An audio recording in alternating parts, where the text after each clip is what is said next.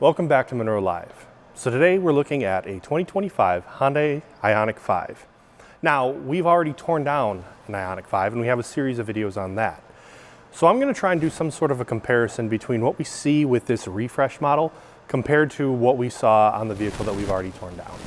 Now again, my focus is mostly within the interior systems, but I do want to make mention of a few of the exterior styling and some of the exterior decisions.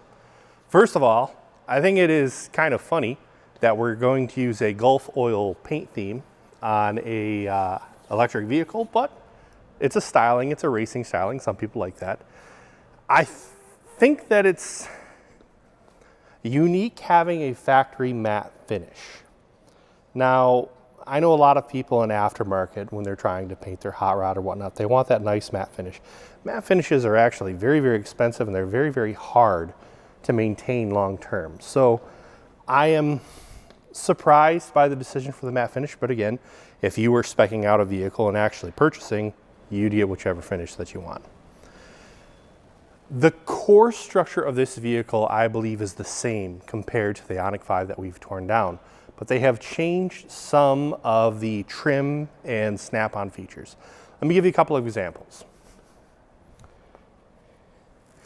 Here is our IONIQ 5's wheel arch liner.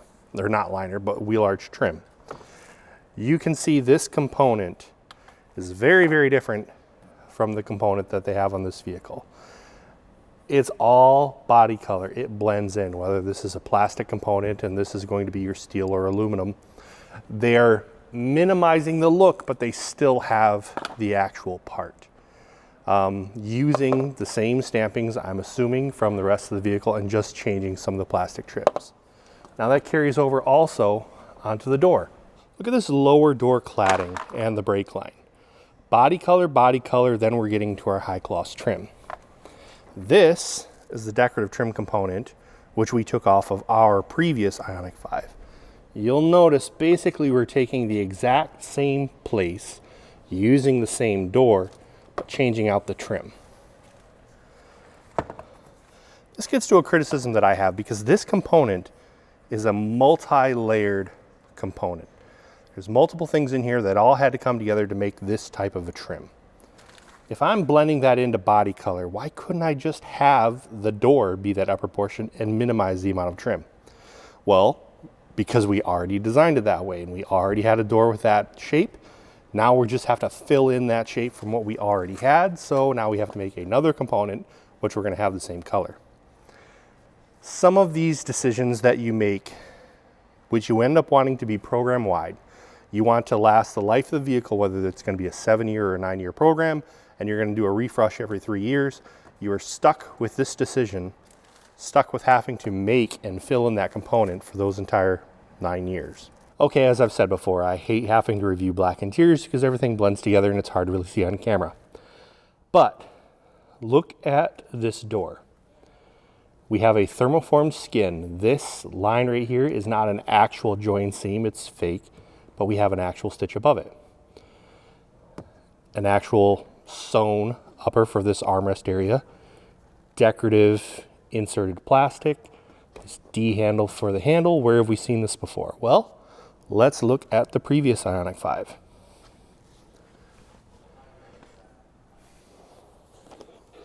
This is the passenger side, but this is the exact same door.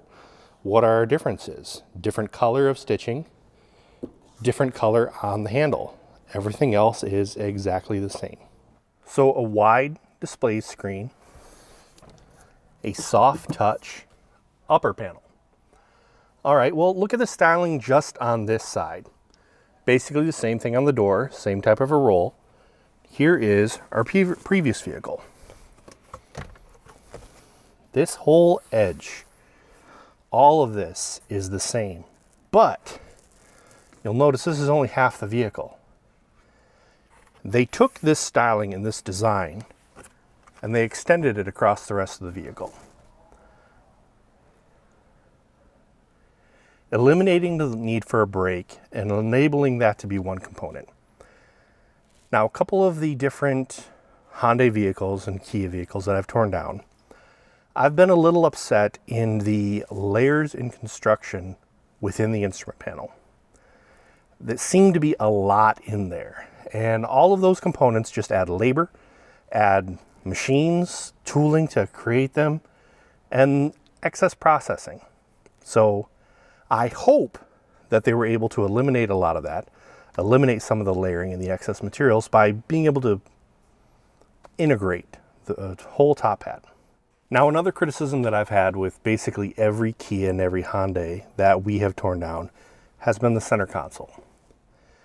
Every one of them, the structure and the mechanisms within the center console just seem to be excessive. There was a lot in there, a lot of fasteners, a lot of parts for doing very, very simple things. Now, we have a whole video with Tyler from here at Munro who had torn down the entire IONIQ 5 center console and showed you some of the manufacturing steps and some of the components in there. This is a unique, different center console from our previous IONIQ 5. So this is a new design. I hope that they were able to simplify some of it, but I don't think that they are. Lots of times, some of their excess manufacturing, excess assembly has to do with these cantilevered surfaces. I have an upper, well, now I need some sort of a decorative closeout on the lower. It can't be all one component, so there's some other type of a pop-up panel. Then I need some sort of a structure that also cantilevers with that. So I'm adding in structure underneath those components that are sitting on something else that is drafted in a different direction. Decisions like this overhang just multiply exponentially almost the amount of fasteners and the amount of components that you need. I don't know how often you feel the need to have a deployable cup holder feature, but that's just, to me, another component that can possibly break and another component that can possibly have issues within the manufacturing process. I would not do that personally, but it's a neat feature. I know some people like that idea. I've mentioned in the past that when I was in a research group, we worked on a purse management program, and I was talking to women actually on online purse forums, trying to understand, where do you put your purse in your car and what matters to you? And it was so funny because some women would pay $700, $1,000 for their purse. And if they put it on the passenger seat and they hit the brakes, purse goes flying and you scratch a $1,000 bag. I'm like, okay, so you want something that is going to hold your bag, protect it so it doesn't get damaged, but you also want it to hold it upright because you want access from the driver in order to be able to get into your bag. And then I asked, how big is your bag? And then I almost started World War III of the differences between a purse and a handbag and an overbag. And so then I backed out of that discussion. But if I could get these cup holders out of the way, this would be a natural place for a purse to be able to sit, stand up, and then give someone who may be in the driver's seat the ability to get into it. So it might solve a problem, and it might be beneficial because this is a very small storage bin within the center console. So since there's not a lot of storage here, maybe that is providing something if you have a removable bag that can fit in that area. So for me, however, the most interesting thing is this seat. I would love to tear this seat apart to really understand what is happening in the structure. How is it actually supporting? Because this is unique. You'll notice this has a very thin profile. That thin profile means that the structure that is inside of here has been modified. We have a fixed headrest, non-movable headrest. We have a nice decorative insert. You can question whether that decorative insert is good for manufacturing, but it has a nice racing style to it. But that thin seat, you'll notice this. This is not decorative trim. This is your airbag. Because of the thin profile, they actually kicked the airbag through the wrapped seat covering, and it now has its own location attached to structure with a plastic trim around it. Let me show you a normal seat structure in the airbag just so that you can kind of see them side by side. So here is the seat structure from our IONIQ 5. This has a fairly tall structure, but this is very, very common. Every Kia, every Hyundai that we have torn down has had this exact same structure with maybe another bracket welded on for some different type of trim component. We saw how Tesla on the Cybertruck, the way they did the fixed headrest on the Cybertruck, They basically took their standard seat that has standard headrest guides and put in a bunch of brackets and a bunch of pieces that just hold the shape for a complete fixed headrest. Because of this cutout, they could not do that here. So this is a unique structure. I would love to see how that structure works. Now, in the past, we did do an airbag deployment. We did an airbag deployment video on the Mustang Mach-E seat. These airbags bolt into the side of a seat structure and then fit into a pocket that is in the sewn seat cover. When the airbag blows, it actually tears through the sewn seam along the edge of the seat to deploy out across the side of the occupant. This is tearing through this plastic casing. I don't know if there's a hinge point in here or if the plastic actually ruptures, but this is not deploying through the seat covering itself.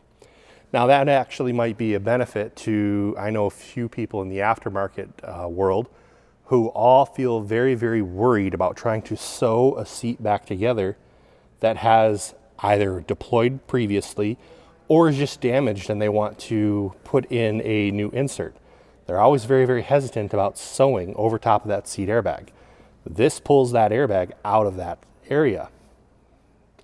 Now for the cost of the actual seat from the manufacturer, all of this trim is excess components.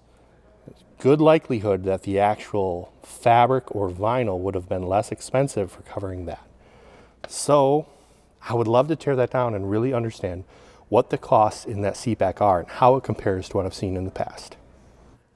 Now looking at the rear seat, nothing really breathtaking back here, nothing that's overly unique, but there is something that I want to make mention of that I may not have mentioned in previous videos. And that has to do with the way the structure is used. We have a cushion structure, we have a handle for folding the seat, we have the seat back structure.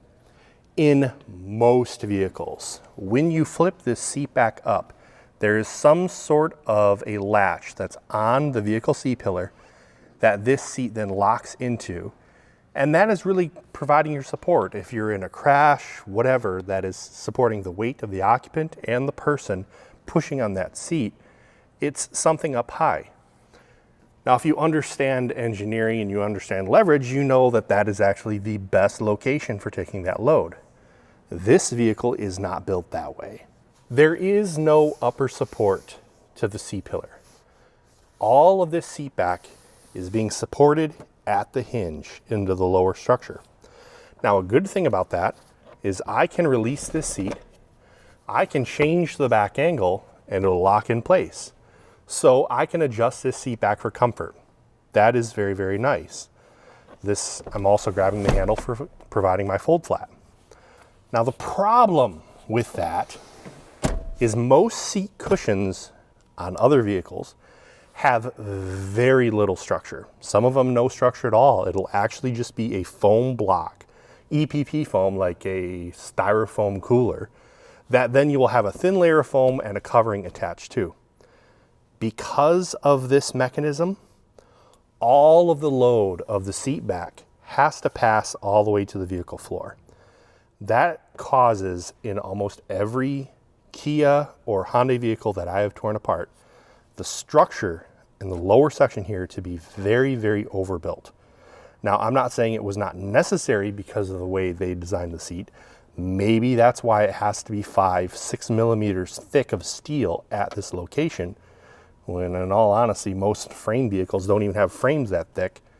But this is a decision they made to provide that multi-position back.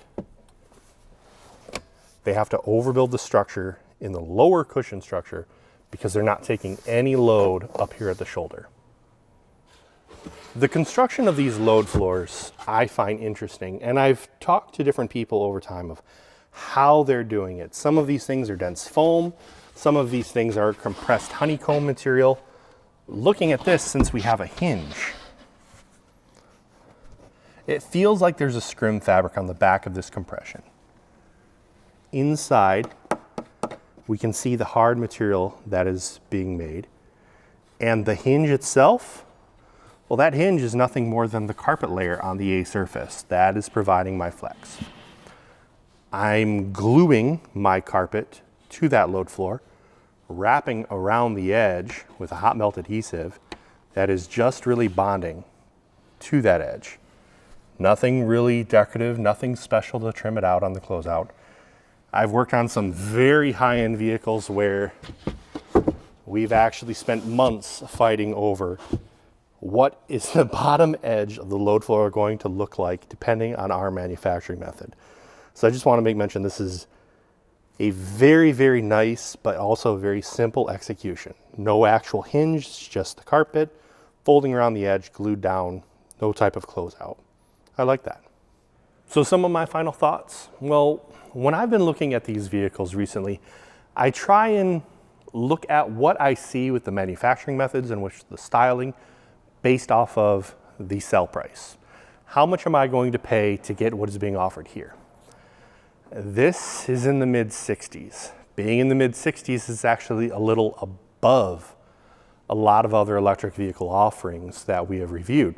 Now, we have reviewed some that have been $120,000, $130,000, but for what you're getting in this vehicle at that price point, I don't think that they're really offering enough. I don't know what they're doing to justify their sales price. Is it the styling? Is there a battery that's just spectacular? Is there some sort of electronic feature that is going to blow you away? I don't review those things. But looking at what I can see here, knowing the manufacturing steps, knowing the materials, I personally don't like it at that price. It does look pretty nice, pretty sharp, however. So I hope you'd enjoyed looking at this updated Hyundai IONIQ 5. Have a good day.